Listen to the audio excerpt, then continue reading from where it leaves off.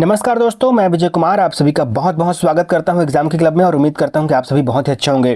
दोस्तों, बहुत दिनों बाद एक बार फिर से मैंने वीडियो बनाना स्टार्ट किया हुआ है और यहां पर आप लोग देख सकते हैं सीजी सेट, जिसका आप सभी को बहुत ही बेसब्री से इंतजार था, उसका नोटिफिकेशन आ गया है। इस बार सीजी व्यापम 19 विषयों पर सीजी सेट करा रहा है।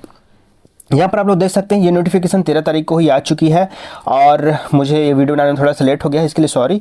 और यहाँ पर आप लोग देख पा रहे हैं कि ऑनलाइन जो आवेदन करने की जो तारीख है वो यहाँ पर आप लोग देख सकते हैं 13 तारीख से स्टार्ट हो चुका है। वहीं इसका अंतिम तारीख जो है वो 9 जून है। 9 जून तक आप लोग आवश्यक रूप से फॉर्म को भर लीजिएगा। उसके पश्चात है ऑनलाइन आवेदन फॉर्म में त्रुटि। तो अगर त्रुटि करते हैं आप फॉर्म भरते समय तो आप इसे 10 तारीख से लेकर के 12 जून के बीच में आप इसे सुधार सकते हैं। वहीं अगर हम लोग एग्ज़ाम की तारीख देखें तो यहाँ पर आप लोग देख सकते हो 21 जुलाई 2024 रविवार के दिन ये परीक्षा आयोजित की जाएगी। और यहाँ पर आप लोग देख सकते हैं दोनों ही पेपर का है ना, पेपर 1 और पेपर 2 दोनों ही पेपर का यहाँ पर टाइम टेबल भी दिया हुआ है, टाइमिंग दिया हुआ है। यहाँ पर आप लोग देख सकते हैं पहला जो पेपर है वो 10 बजे से लेकर के 11:15 बजे है ना, ये यानी कि 1 घंटे का इसमें आपको टाइम मिलेगा, 15 मिनट आपको एक्स्ट्रा मिलेगा ताकि आप लोग AMR सीट को भर सको, ठीक है। उसके बाद यहाँ पर पेपर 2 है, इसके लिए भी आपको 15 मिनट एक्स्ट्रा मिलेगा। ये 2 बजे से 4 बजे आने के लिए कुल मिला के आपको यहाँ पर मिलेगा 2 घंटे का टाइम पेपर 2 के लिए। और यहाँ पर परीक्षा केंद्र भी दिया हुआ है, आप लोग देख सकते हैं अंबिकापुर, बिलासपुर, दुर्ग, जगदलपुर, रायपुर, दंतेवाड़ा, कांकेर और जशपुर। तो आप लोग इन जगह पर अपना सेंटर चुन सकते हैं। जो भी आपके नज़दीक हो आप उसी को अपना सेंटर बनाएं और इससे क्या होगा, आपको आसानी होगा किसी भी प्रकार की सेंटर तक पहुंचने में, ठीक है। आइए देखते हैं इसके लिए अगर आपको इसमें किसी प्रकार की परेशानी होती है फॉर्म भरते समय या फिर फॉर्म भरने के बाद, तो आप लोग यहाँ पर आप लोग देख सकते हैं हेल्पलाइन नंबर दिया हुआ है। यहाँ पर ये लाइन नंबर है, ये मोबाइल नंबर है, ये दोनों नंबर आप लोग नोट करके रखिएगा। और अगर आपको किसी प्रकार की परेशानी आती है तो आप इन नंबरों पर कॉल कर सकते हैं। और कॉल आपको कब करना है, 10 बजे से लेकर के शाम 5 बजे के बीच, है ना। सुबह 10 बजे से लेकर के शाम 5 बजे के बीच, यानी कि ऑफिस टाइम में आपको कॉल करके जो भी परेशानी है आप पूछ सकते हैं। आपके मन में किसी प्रकार के प्रॉब्लम हो, कोई शंका हो तो ठीक है, आप हमसे कमेंट करके भी हमसे सवाल पूछ सकते हैं, मैं भी आपको उसका रिप्लाई ज़रूर दूंगा। चलिए देखते हैं यहाँ पर अंक सूची जो इसका आएगा वो कहाँ पर आएगा, आपको ऑनलाइन दिया जाएगा, ठीक है। किसी प्रकार की हार्ड कॉपी आपके घर तक नहीं पहुँचाई जाएगी। पुनर्गणना है ना, जैसे ही आपका एग्ज़ाम हो जाता है तो जैसे कभी बच्चों का भी बोर्ड एग्ज़ाम हुआ है, कई बच्चों का कम नंबर आ गया होगा तो वो लोग पुनर्मूल्यांकन कराएंगे, पुनर्गणना करवाएंगे, लेकिन आप इसमें इस प्रकार की सुविधा का लाभ नहीं उठा सकते, ठीक है। चूँकि ये क्या है, OMR सीट है और इसे मशीन से चेक किया जाता है, इसलिए इसमें पुनर्गणना और पुनर्मूल्यांकन का कोई प्रावधान नहीं रखा गया है। क्षेत्र अधिकार यदि कुछ होता है, अगर आप केस करना चाहते हैं तो आप कहाँ पर केस करेंगे, सीधा उच्च न्यायालय बिलासपुर में, ठीक है। वहां पे यानी हाई कोर्ट में बिलासपुर में आप याचिका दायर कर सकते हैं।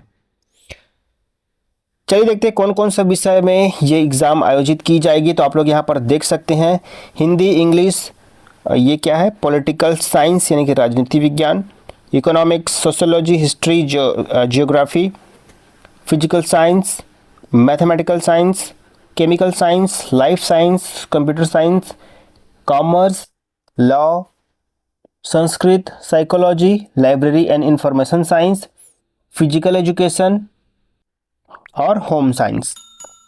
तो इन 19 विषयों पर यह सीजी सेट आयोजित की जाएगी। तो अगर आप इनमें से किसी भी एक विषय में अगर आप पोस्ट ग्रेजुएट हैं, यानी कि MM, SC, MCOM आपने किया हुआ है, तो आप इसके लिए एलिजिबल रहेंगे। साथ ही साथ अगर आप अभी फाइनल ईयर में है ना, इन सभी के फाइनल सेमेस्टर में होंगे, फिर 4th सेमेस्टर में होंगे या फिर फाइनल ईयर में रहेंगे, तो भी आप इसमें एलिजिबल रहेंगे, इस एग्ज़ाम को दिलाने के लिए पात्र रहेंगे, ठीक है। तो चलिए अब हम लोग देख लेते हैं परीक्षा पद्धति किस प्रकार की होनी है। तो देखिए, प्रश्न पत्र जो 1 होगा वो 100 नंबर को रहेगा। इसमें प्रश्न कितने होंगे, 50 प्रश्न होंगे, सभी प्रश्न हल करना अनिवार्य रहेगा, ठीक है। समय कितना मिलेगा आपको, 1 घंटे का समय मिलेगा। वहीं पेपर 2 की बात करें हम लोग तो पेपर 2 200 अंकों का होगा, इसमें 100 प्रश्न होगा, यानी कि हर एक प्रश्न 2 नंबर का रहेगा, ठीक है। उसके पश्चात यहाँ पर आप लोग देख सकते हैं इसमें भी 2 घंटे का आपको टाइम मिलेगा। पहले वाले में 1 घंटे का, दूसरे वाले में 2 घंटे का टाइम मिलेगा, यानी कि कुल मिला के आपके पास 3 घंटे का समय रहेगा इसको बनाने के लिए। चलिए अब हम लोग देखते हैं कि परिणाम की घोषणा कैसे की जाएगी, क्या मापदंड रहेंगे उसके लिए, किन किन लोगों को एलिजिबल किया जाएगा। तो यहाँ पर आप लोग देख सकते हैं कि टॉप 6 जो लोग रहेंगे, ठीक है, जो रैंक निकाला जाएगा उसमें टॉप 6 रहेंगे, उन्हीं लोगों को असिस्टेंट प्रोफेसर के लिए एलिजिबल किया जाएगा। और इसके लिए आपको करना क्या होगा, पेपर 1 और पेपर 2 दोनों का मिला के आपको कितना परसेंट लाना है, 40% लाना ही लाना है, तभी आप इसके लिए एलिजिबल होंगे। चाहे आप टॉप 6 में आ जाएं, लेकिन अगर आप 40% से कम लाते हैं तो आप एलिजिबल नहीं हो पाओगे, ठीक है। ये है जनरल कैटेगरी के लिए है, ठीक है। उसके बाद हम लोग देखते हैं जो रिजर्व कैटेगरी के हैं उनको कितना चाहिए। तो यहाँ पर आप लोग देख सकते हैं 35%, यानी 5% की छूट रहेगी उनको, यानी कि आपको कितना लाना है, 35% बनाना ही बनाना है। यानी कि अगर आपके पास मान लीजिए 100 क्वेश्चन है तो आपको उसमें से 35 क्वेश्चन हल करना ही करना है, ठीक है, तभी आप एलिजिबल हो पाओगे।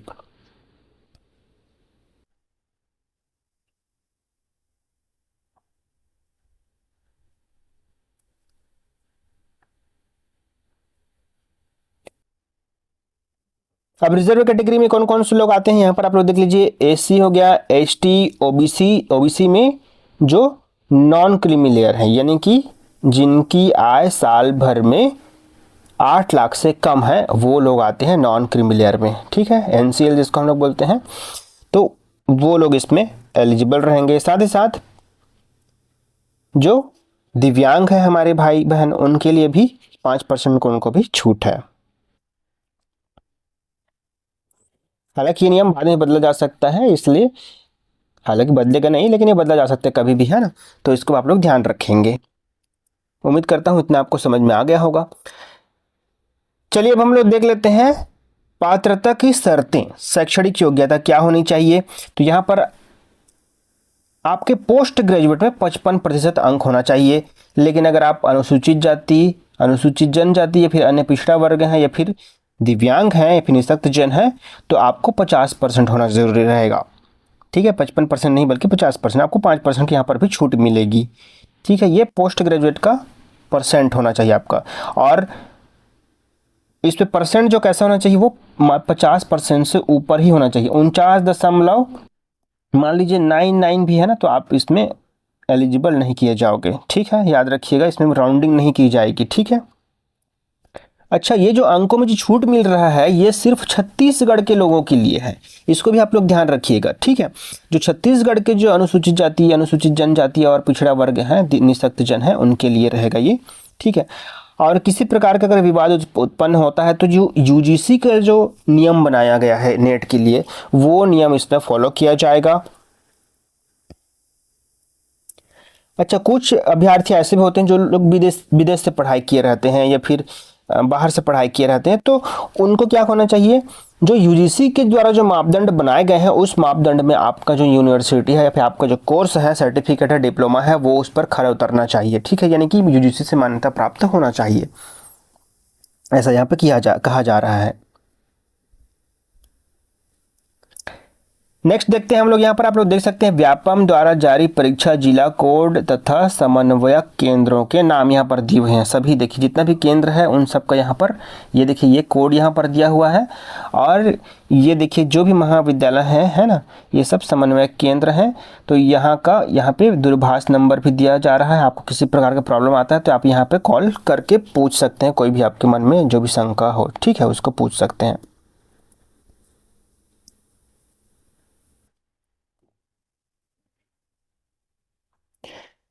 उसके बाद देखते हैं यहाँ पर थोड़ा सा एक और चेंजेस किया गया। यहाँ पर अगर आप मैथमेटिकल साइंस में अगर आपने एमएससी किया है फिर एमए किया है, तो आप लोग यहाँ पर देख सकते हैं क्या कर सकते हैं, 60 अंक का जो रहेगा वो अनिवार्य प्रश्न पत्र होगा, यानी कि कॉमन रहेगा दोनों के लिए। लेकिन चूंकि गणित में देखिए यहाँ पर 2 भाग किया गया है, एक तो गणित को रखा गया है, एक तो स्टैटिक्स को रखा गया है, ठीक है। तो ये 40 नंबर का अलग से आपको पूछा जाएगा, गणित का और स्टैटिक्स का। तो अगर आप स्टैटिक्स वाले हैं तो आप इसको वहाँ पर जब फॉर्म भरते रहेंगे आप लोग, उसी समय आपको चयन करना होगा कि मैं स्टैटिक्स लूँगा या फिर गणित का लूँगा करके, ठीक है। 40 नंबर क्वेश्चन आपको स्टैटिक्स और गणित से पूछे जाएंगे, ये सिर्फ गणित वालों के लिए है, बाकी सबका तो सेम ही रहेगा, ठीक है।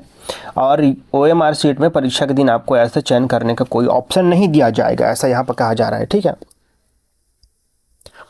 चलिए अब हम लोग बात कर लेते हैं शुल्क के बारे में। तो परीक्षा शुल्क यहाँ पर आप लोग देख सकते हैं, छत्तीसगढ़ के जो अभ्यर्थी रहेंगे उनको किसी भी प्रकार की शुल्क देने की ज़रूरत नहीं है। लेकिन अगर आप छत्तीसगढ़ के बाहर के अभ्यर्थी हैं तो आपको 700 रुपये यहाँ पर शुल्क देना पड़ेगा। लेकिन अगर आप हमारे चैनल में नए हैं तो हमारे चैनल को सब्सक्राइब कर लीजिए, बेल आइकन को भी ऑन ज़रूर कर लीजिएगा, और वीडियो अगर अच्छा लगा हो तो वीडियो को लाइक कर दीजिए, शेयर कर दीजिए अपने दोस्तों के साथ। तब तक के लिए मुझे दीजिए विदा। नमस्कार, जय हिंद, जय भारत, जय छत्तीसगढ़।